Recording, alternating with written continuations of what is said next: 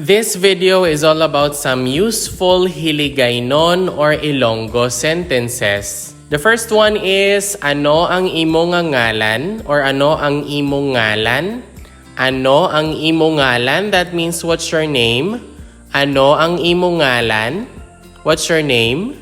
Ano ang imo ngalan? To answer to the question, ano ang imo ngalan, you respond with blank ang akon ngalan. So let's say if your name is Maria, you say Maria ang akon ngalan. Pedro ang akon ngalan.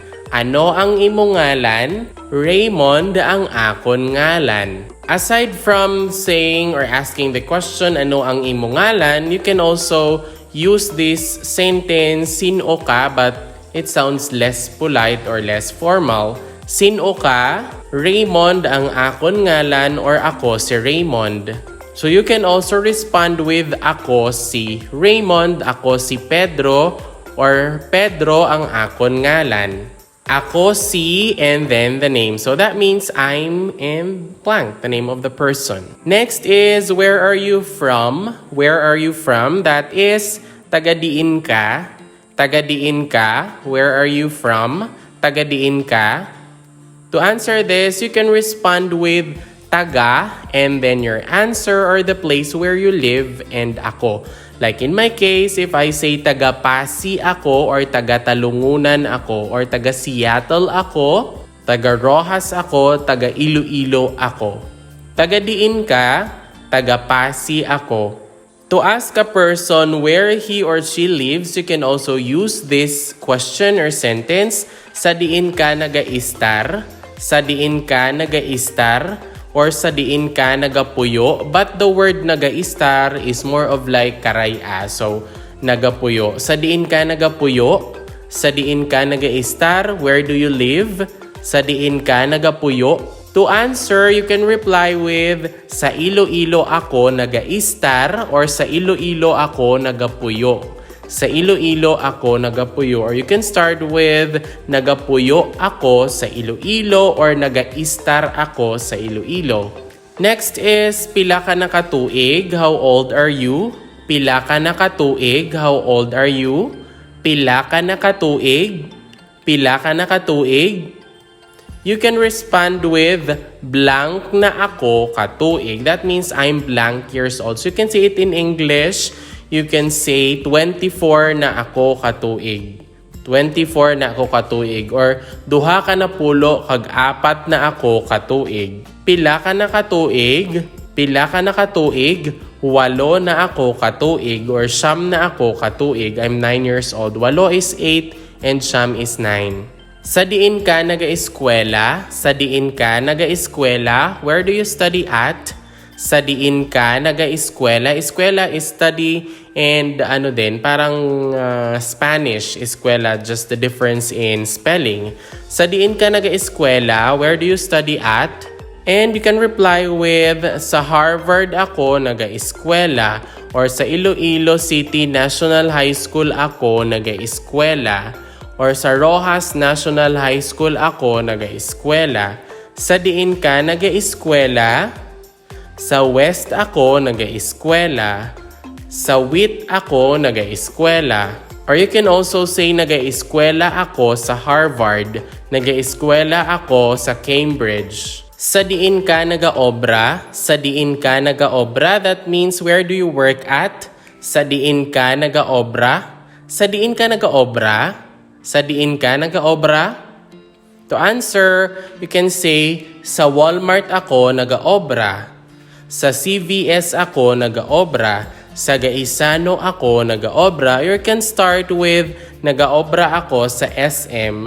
Nag-obra ako sa Jollibee. That means, I work at, and then your answer. Next is, sino ang imo nga nanay? Or sino ang imo nanay? Or sino ang imo iloy? So, nanay or iloy, that both refers to your mother or sino ang imo mama, pwede rin. Sino ang imo mama, sino ang imo nanay, sino ang imo iloy. That means who's your mom? Sino is who. Sino ang imo nanay, sino ang imo mama, sino ang imo iloy. And to answer this, like let's say your mom's name is Maria, so you respond with si Maria ang akon iloy, or ang iloy ko amo si Maria, or ang iloy ko si Maria. Sino ang imo iloy? Si Clara ang akon iloy. Next one is amay or tatay or papa. That means dad. Sino ang imo amay? Sino ang imo tatay? Sino ang imo papa? Who's your dad? Sino ang imo amay? Sino ang imo tatay? Sino ang imo papa? And to answer, you'll have to use this format. Si Pedro ang akon amay, or si Juan ang akon tatay, or si Billy ang akon papa, or si Billy ang akon papa. Sino ang imo amay? Si Pedro ang akon amay. Sino ang imo tatay? Si Juan ang akon tatay.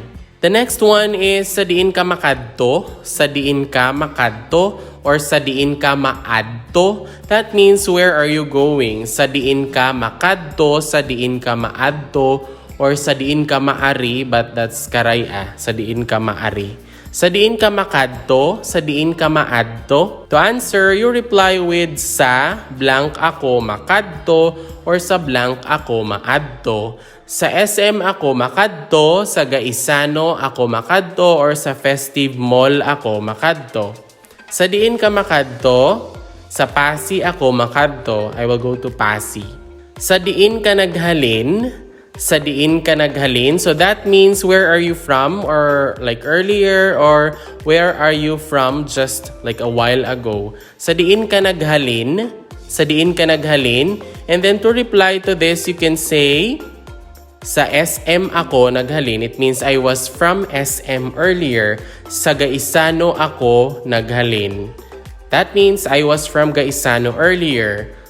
Or you can start from the word naghalin. Naghalin ako sa Pasig. I was from Pasig. Naghalin ako sa Costco. I was from Costco. Ano ang imo paborito nga prutas? Ano ang imo paborito nga prutas? When we say paborito, that's favorite. And prutas is fruit. Ano ang imo paborito nga prutas? What's your favorite fruit? Ano ang imo paborito nga prutas? And to reply, let's say your favorite fruit is strawberry. So you say, presas ang akon paborito nga prutas. Presas ang akon paborito nga prutas. Or you can start with, ang paborito ko nga prutas, amo ang presas. So aside from presas, I think it's more of like parang Tagalog din. You can also still use the word strawberry. So strawberry ang akon paborito nga prutas. Or mansanas ang akon paborito nga prutas. That's apple, mansanas. Ano ang imo paborito nga libro? That's book. What's your favorite book? Ano ang imo paborito nga libro? Ano ang imo paborito nga pagkaon? What's your favorite food? Pagkaon. Ano ang imo paborito nga pagkaon? And then to answer, you'll have to use this template. Like if the question is, ano ang imo paborito nga prutas? Ano ang imo paborito nga prutas? To answer, you respond with, mansanas ang akon paborito nga prutas. Ano ang imo paborito nga pagkaon? Ano ang imo paborito nga pagkaon? So you can say, pansit ang akon paborito nga pagkaon. And that's all for this video, which is about some useful Hiligaynon or Ilonggo phrases. If you learned something new, please don't forget to click like and subscribe. Moreover, you might also want to watch the next video on the screen. Madamo gid nga salamat kag halong gid pirmi. Thank you very much and take care always.